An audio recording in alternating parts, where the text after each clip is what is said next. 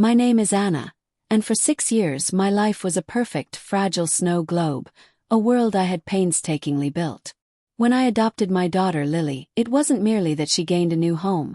It felt like I was given back my own soul, a piece of myself I hadn't even realized was missing.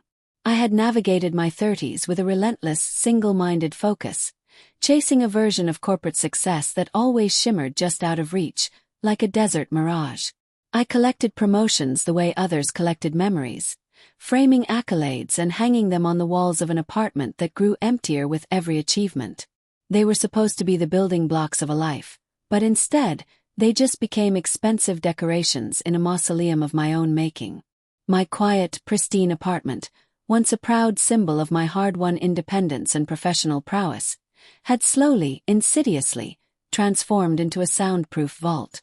It was a space filled with a profound, suffocating silence that no amount of overtime, no Michelin-starred dinners with equally ambitious friends, or frantic weekend trips to exotic locales could ever truly penetrate.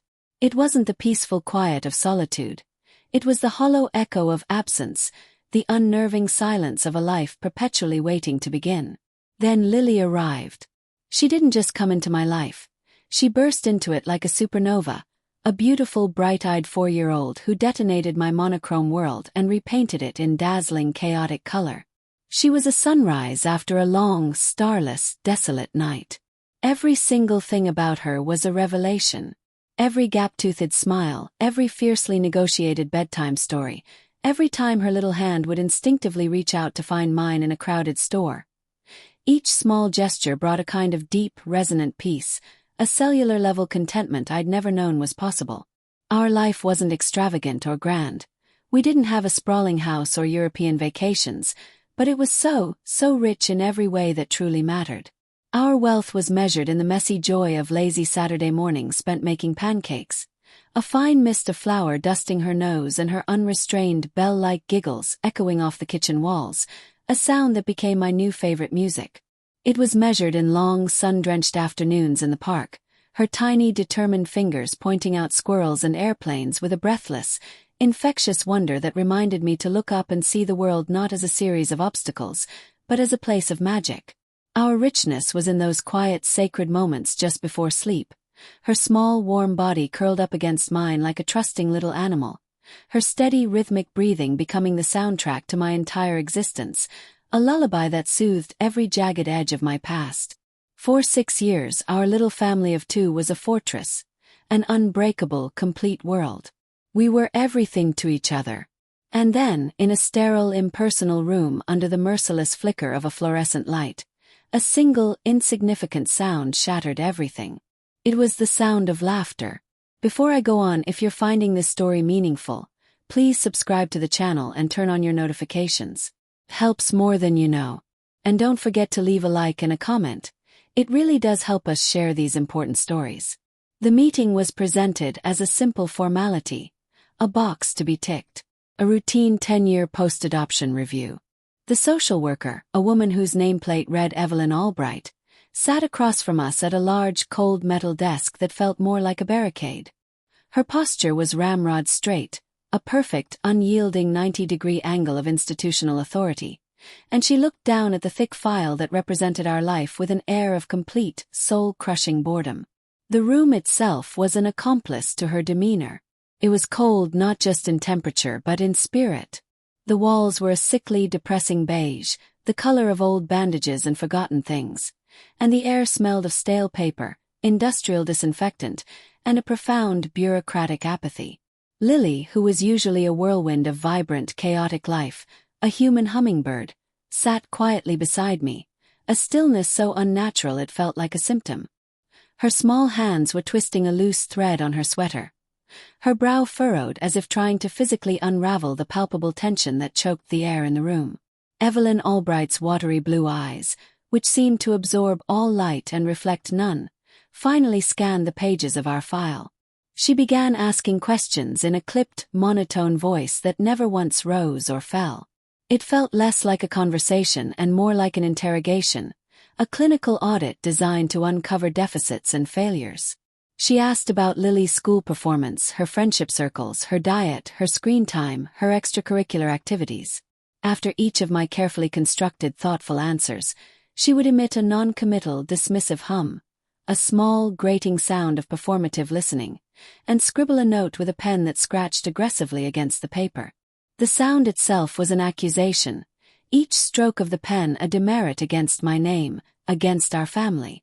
I answered everything patiently, my own voice a practiced mask of calm cooperation, but a knot of acidic unease was tightening in my stomach, a cold premonition crawling up my spine. There was a profound, baked-in condescension in her tone, a dismissiveness that made my skin crawl and my teeth ache. She spoke about Lily not as a person, but as a project, a specimen in a jar, a case file to be processed, stamped and filed away. She never once made eye contact with a bright, living, breathing child sitting just 2 feet away, a child who was absorbing every ounce of the room's hostility with the silent, porous sensitivity of the very young. Then, she looked up from her file, her professional mask of indifference slipping for just a fraction of a second, revealing something uglier beneath. Her gaze didn't land on me or on Lily's face. It landed on Lily's hair. I had spent the entire morning lovingly, painstakingly styling it. We had sat together, looking through a book celebrating black hair artistry, and Lily had excitedly picked out a style of beautiful, intricate braids with colorful, translucent beads woven through them.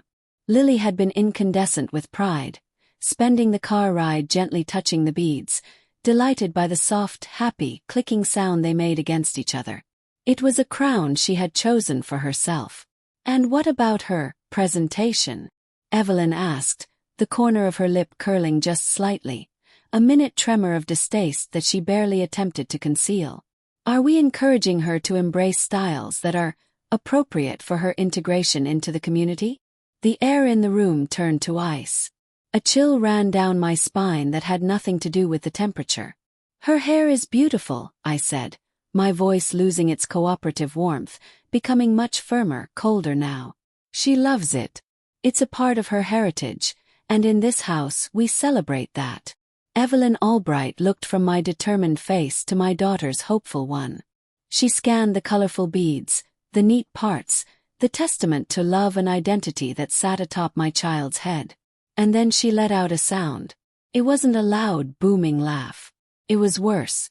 It was a short, sharp, airy chuckle, a little puff of derision, a quiet, dismissive sound that said, "How quaint, how silly, how utterly pointless." It was a laugh that dismissed my daughter's identity, my parenting, our love, our bond, and 6 years of a beautiful, rich life in a single, cruel, thoughtless exhalation of air. In that moment, the sickly beige room seemed to physically close in on me. The buzzing of the fluorescent lights grew louder, taking on a new, malevolent energy. The world outside the room fell away, and all I could see, all that existed, was my daughter's face. The brilliant, sparkling light in her eyes, the light that I lived for, just dimmed. Her small shoulders, which were held so proudly just moments before, displaying her crown, slumped in defeat. She instinctively reached up to touch her braids, her expression a heartbreaking, silent kaleidoscope of confusion, hurt, and deep, profound shame. A monster awoke in me. A cold, protective rage so fierce and pure it made my hands tremble where they rested on my lap. The world fell away. There was only that sound, that horrible little laugh, echoing and re-echoing in the sudden, deafening silence of a shattered afternoon. The car ride home was a suffocating vacuum. The cheerful pop music on the radio felt like a crime, a personal insult, so I shut it off with a sharp jab of my finger. All that was left was the low hum of the engine and the rhythmic, mournful thump of the tires on the asphalt. I kept glancing at Lily in the rearview mirror, my heart aching with every look. She was just staring out the window, her reflection a pale, withdrawn ghost against the passing blur of trees and houses. Her usual waterfall of chatter, about school, about a funny thing her friend said, about what she wanted for dinner, about a dog she saw, was gone, replaced by a quiet that felt heavier and more painful than any screaming tantrum could ever be. I wanted to say something to fix it, to find the magic words that would erase that woman's face and that horrible sound from her memory, but the words were stuck in my throat, choked by my own white-hot fury. What could I even say? That woman was cruel, and the world is sometimes ugly. She was 10. She deserved the sanctuary of her childhood, the right to believe in unwavering goodness for a little while longer. That laugh was a stone thrown into the peaceful, clear pool of her childhood, and I could already see the dark, muddying ripples of doubt and insecurity spreading across its surface. When we got home, the silence followed us inside, clinging to the walls of our usually vibrant house. She went straight to her room without a word, without even taking off her jacket. I stood in the hallway, my feet feeling as though they were nailed to the floor, and just listened. I heard the faint, sad plastic clicks of the beads as she began to slowly, methodically, undo her beautiful braids. Each click was a hammer blow to my heart, each one a testament to my failure. I had led her into that room, into that ambush, completely unprepared. I had naively believed in the system, and in doing so, I had allowed a piece of her bright, joyful spirit to be wounded right in front of my eyes. My mind raced, a tornado of anger, guilt, and doubt. Was I being oversensitive? Was it just a poorly timed, clumsy remark? A misunderstanding? The doubt, that toxic, insidious whisper, started to creep in as it always does. Maybe I'd misinterpreted her tone. People like Evelyn Albright count on that. They build their careers on it. They rely on you to second-guess your own perception, to swallow their casual cruelty and call it a misunderstanding, to be polite in the face of prejudice. They hide their bigotry behind a thin, brittle veil of professionalism, making you feel like you're the one being hysterical, unreasonable, or aggressive for calling it out. But then I remembered the look on Lily's face. The immediate, gut-wrenching, unmistakable shame. A child doesn't learn that reaction. It's instinctive. She knew, on a level deeper than words, that she had been mocked not for something she did, but for who she was. And that knowledge burned away the fog of my self-doubt and turned the simmering rage inside me into something hard and sharp as a diamond. Absolute, unshakable determination. This wasn't just about a laugh. It was a symptom of a deep, systemic disease. I thought back to the adoption process itself 6 years prior, and suddenly, with horrifying new clarity, I could see the whole ugly pattern. The microaggressions I'd brushed off at the time as bureaucratic fussiness or individual quirks. The slightly too personal, probing questions about my ability, as a white woman, to raise a black child. The coded comments from caseworkers about ensuring she was well-adjusted, and didn't become too focused on racial issues. At the time, I'd seen them as hurdles to be cleared. I had smiled, nodded, and jumped through every hoop they set in front of me because all I wanted in the world was my daughter. I was so focused on the finish line that I had willfully ignored the trail of red flags fluttering in the breeze along the way. That night, long after Lily was asleep, or pretending to be, I sat in the deep shadows of the living room. The silence I had once hated before Lily came into my life was back, but now it was charged, vibrating with unspoken anger and a new, terrifying purpose. Evelyn Albright's laugh echoed in it. It was the sound of a system that saw my daughter not as a child to be cherished and protected, but as a problem to be managed and assimilated. It was the sound of a woman who held immense, unchecked power over the most vulnerable children and wielded it with careless, soul-crushing contempt. I would not let it stand. I would not let that sound be the last word. This fight wasn't just for Lily anymore. It was for every child who had ever been made to feel small, othered, or ashamed of their very being by someone in a position of power. I decided then and there, in the quiet darkness of my home, that I would not be silent. I would make them hear us. The next morning, armed with coffee and cold fury, I started making calls. The first few lawyers were completely and utterly dismissive, their responses ranging from polite condescension to outright ridicule. Let me get this straight. You want to file a lawsuit because a social worker laughed? One of them asked, his tone dripping with the exact same strain of condescension I'd heard from Evelyn. They used words like subjective and hearsay. They told me it would be impossible to prove, that it was just a case of hurt feelings, not a tangible legal matter. They advised me to file a formal complaint with the agency, the very same agency that employed her, write a strongly worded letter and let it go. Each call left me feeling more frustrated, more invisible, more powerless, chipping away at the resolve I had forged the night before. Almost gave up. After the fifth rejection, I sat with my head in my hands, staring at a directory of gleaming impersonal law firms on my laptop screen, their smiling, confident headshots feeling like a mockery. Then, through the fog of my despair, I remembered a name someone had once mentioned at a PTA meeting years ago, a story told in hushed, reverent tones. Daniel Miller. A lawyer with a small, unassuming practice but a huge, giant-slaying reputation for taking the fights no one else would touch. He specialized in civil rights cases, in giving a voice to the voiceless. His office wasn't a sleek downtown skyscraper designed to intimidate. It was a modest storefront wedged between a bakery and a laundromat, with paint peeling around the windows and a wooden sign that had seen better days. When I walked in, he greeted me himself from behind a desk overflowing with paper. He was an older man with kind, intelligent eyes that held a hint of weariness, the look of a man who had seen the worst of people, but also a gentle, unwavering smile that suggested he still believed in the best. And he just listened. He didn't interrupt. He didn't check his watch. He didn't make me feel rushed or hysterical. He just leaned back in his creaky chair and let me pour out the entire ugly story, from the beige room and the condescending questions to the horrible chuckle and the tragic clicking of the beads. When I was finished, my voice raw and my hands clenched into white-knuckled fists in my lap, I braced myself for another gentle, pitying dismissal. Instead, Daniel Miller leaned forward, his expression full of a profound, validating empathy. "It's not about the laugh, is it, Anna?" he said softly, and the simplicity of the question brought tears to my eyes. "It's about a representative of the state, in a position of absolute authority over your family, deliberately creating an environment of hostility and racial bias that caused tangible, documented emotional harm to your child." Tears of pure, unadulterated relief welled in my eyes and spilled down my cheeks. He got it. He actually immediately got it. He explained that we wouldn't be suing over a laugh. The laugh was the evidence, not the crime.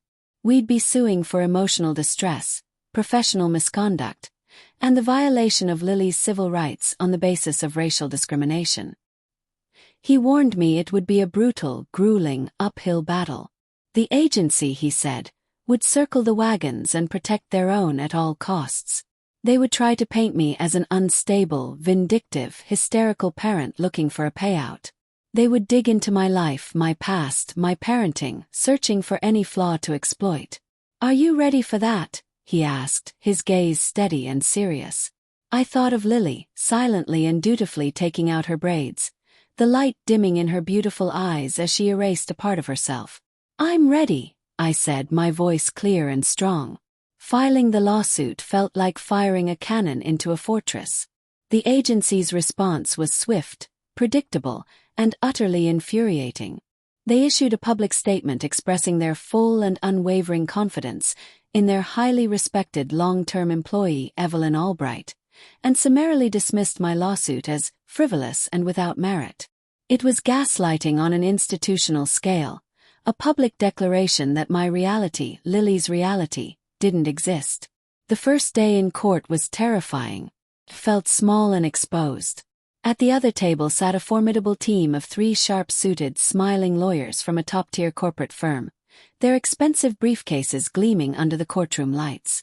Behind them sat Evelyn Albright, looking completely unbothered, the very picture of professional decorum and wronged innocence. Then the judge entered. Judge Eleanor Vance. She was exactly what you'd picture when you hear the word judge. Imposing black robes, gray hair pulled back in a severe no-nonsense bun, and a face set in a mask of stern, unreadable impartiality. She radiated an aura of untouchable, almost divine authority. My heart sank. The agency's lawyers immediately went on the attack, their polished tones painting me as an overprotective, oversensitive mother who had misinterpreted a benign comment and was now looking for a payout. On the stand, Evelyn Albright was a masterclass in manipulation. She was calm, articulate, and she even feigned a catch in her voice as she spoke of how heartbroken she was that her comment was so terribly misinterpreted. She claimed it was a clumsy but well-intentioned moment of levity, an awkward attempt to connect. She was good. She was so good that I saw a few members of the jury watching her with open sympathy. For the first time, a wave of cold black despair washed over me. We were going to lose. The trial dragged on for what felt like an eternity. Daniel was a quiet storm, relentless and methodical, patiently digging into Evelyn Albright's long and supposedly unblemished career. He spent his days in court and his nights poring over decades of old dusty case files obtained through discovery, searching for a crack in her perfectly constructed facade.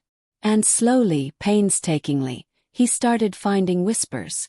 A formal complaint filed 15 years ago by a Latino family, alleging cultural insensitivity, dismissed by the agency without a formal investigation. A desperate letter from an Asian single mother 12 years prior, pleading for a different caseworker, a letter that was noted and then ignored. A troubling handwritten note in a file about a Native American boy's adjustment issues, which were described as a stubborn refusal to assimilate. Separately they were nothing, just administrative footnotes. But together, as Daniel laid them out, they formed a chilling pattern. A long, quiet, and protected history of targeting and dismissing minority families who didn't fit a narrow, approved mold. The turning point, the moment the entire case pivoted, came on a gray Tuesday afternoon. Daniel stood before the judge with a dusty bound document in his hand, its cover faded with age. "Your Honor," he began, his voice ringing with a quiet, theatrical purpose, "I'd like to introduce the agency's own internal guidelines for a pilot program from 1998, a program called the Expedited Relational Assessment Initiative." The agency's lead lawyer shot up from his chair to object, calling it irrelevant ancient history, but Judge Vance waved him down with a single, sharp, impatient gesture. "Proceed, Mr. Miller." Daniel began to read. The language was cold, clinical, and utterly chilling. It described a proprietary method for quantifying the viability of attachment between a child in the system and a prospective parent. It reduced the complex, messy, beautiful, and profoundly human thing we call family to a series of metrics and scores. It was the language of a factory that produces widgets, not a community that builds families. As Daniel's voice filled the silent, captivated room, I glanced at the judge. And I saw it. Judge Eleanor Vance, the unshakable pillar of the law, the impartial arbiter, was trembling. It was just a tiny tremor in her right hand as it rested on the bench, but her knuckles were bone white. Her eyes, which had been fixed on the document in Daniel's hand, had lost their steely, impartial focus. They looked haunted. Daniel, sensing the shift, then called a visibly irritated Evelyn Albright back to the stand. "Ms. Albright, you were a senior caseworker during the implementation of this ERA program, were you not? Do you recall a specific case from that time?" Case file 734. A 6-year-old girl. Evelyn's legendary composure finally, catastrophically, cracked. A flicker of raw panic flashed across her face, there and gone in an instant. "Counselor, that was nearly 30 years ago. I handled hundreds of cases." Daniel's voice was quiet, but it cut through the room like a surgeon's knife. "Perhaps you'd remember the name." The girl's name was Elena. A sharp, ragged gasp echoed in the silent courtroom. Came from the bench. All eyes, including mine, snapped to Judge Vance. Her face was ashen, completely drained of all color, as if she'd seen a ghost. The glass of water she had been reaching for slipped from her trembling fingers and shattered on the floor, the sound unnaturally loud in the dead quiet. She stared at Daniel Miller, not as a judge staring at a lawyer, but as if he'd spoken a forbidden name from a waking nightmare. "This court," she choked out, her voice a strained, broken whisper that was barely audible, "is in recess." She slammed the gavel with a shaking, unsteady hand and swept from the room, her black robe flowing behind her like a dark wave. If you're still with me, please don't forget to subscribe, activate notifications, and share this video with someone who needs to hear it. Your support helps bring these stories to light. 10 agonizing minutes later, the bailiff approached our table, his face grim and unreadable. "Ms. Evans, Judge Vance would like to see you in her chambers. Alone." My heart hammered against my ribs as I followed him through a maze of quiet, wood-paneled corridors into her personal office. The formidable black robe was gone, draped over a high-backed chair like a shed skin. She stood by the window, her back to me, in a simple gray dress, looking smaller, more fragile. When she turned to face me, the stern, imposing judge was gone. The woman before me looked like she was about to collapse under the weight of a lifetime's worth of secrets. "Please sit," she said, her voice barely audible. She didn't sit herself, but began to pace the length of her office, a caged, restless energy about her. "Case file 734, she began, her voice cracking on the number as if it were a shard of glass. I never ever thought I would hear that number again. She stopped pacing and looked right at me, her eyes filled with a pain that felt ancient, a hurt that had been buried for decades. My name is Eleanor Vance. But I wasn't born Eleanor Vance. I was born Elena. Elena Rojas. My breath hitched in my throat. The room seemed to tilt on its axis. It was impossible. It couldn't be. I was 6 years old when I entered the foster care system, she continued, her voice gaining a sliver of strength from the act of telling, of finally speaking the truth aloud. I was a quiet, scared little girl. And I was one of the first children put through that pilot program. The ERA. They tested me, scored me, quantified me. They wrote in my permanent file that I had a low potential for successful attachment and ingrained defiant tendencies. A single tear escaped and traced a path down her cheek, a river of memory. And the social worker who wrote that report, the one who signed her name to the paper that decided I was a lost cause, damaged goods. It was a young, ambitious, up-and-coming caseworker named Evelyn Albright. The air left my lungs in a whoosh. The connection, so improbable, so staggering, so cosmically unlikely, was real. I was eventually adopted, the judge said, a flicker of that familiar steel returning to her voice. By a wonderful family who saw a child, not a score on a page. They gave me their name, a life, a future. I buried Elena Rojas. I put her away. I became a lawyer and then a judge to be the shield for others that I never had. I thought I had left it all behind me, that little girl was gone forever. She locked her eyes onto mine, a powerful, unspoken current of shared history now passing between us. But when your lawyer read from that file, that clinical, dehumanizing language, it all came rushing back. The coldness of the room, the questions that made me feel like I was inherently wrong. And then, you testified about the laugh. She took a shaky, deep breath, steadying herself. I have a memory, a fragment I'd always dismissed as a bad dream, a child's fantasy. I'm in a small room just like the one you described. And she's there. Evelyn Albright. She asks me why I don't smile more. And when I don't answer, she laughs. A quiet, dismissive little chuckle. The exact same sound you described. We just stared at each other for a long moment. Two women from two different generations, two different worlds, suddenly and inextricably bound together by the same wound, inflicted by the same hand. The laugh wasn't just a random act of cruelty. It was a signature, a sound that had echoed through decades of her work, leaving a trail of invisible, untraceable scars on vulnerable children. And it had just unlocked the truth, a truth that had been buried for 30 years. After that, the case was a blur of rapid-fire events. Judge Vance, of course, recused herself immediately, but not before providing a sworn, sealed affidavit detailing her own experience as a child under Evelyn Albright's supervision. Faced with a sitting judge's personal testimony that not only corroborated our claim but established a 3-decade-long pattern of behavior, the agency's case didn't just collapse. It evaporated into thin air. Their high-priced lawyers, once so confident and smug, now looked panicked and defeated. They settled within 24 hours. The terms were confidential, but it was more than money. Evelyn Albright was suspended, pending a full, top-to-bottom investigation into her entire career. Her reign of quiet terror was finally over. The day it was all finalized, a handwritten note arrived at Daniel's office by courier.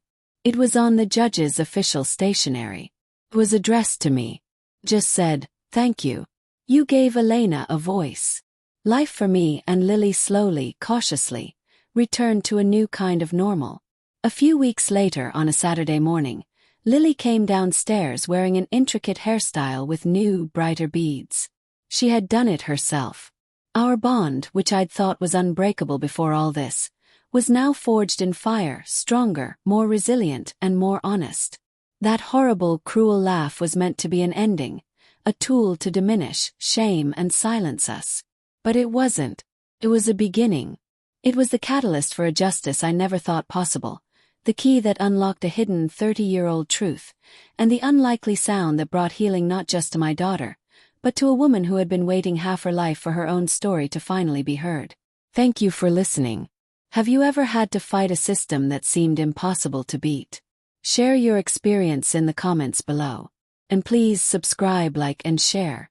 Your support helps these stories be heard.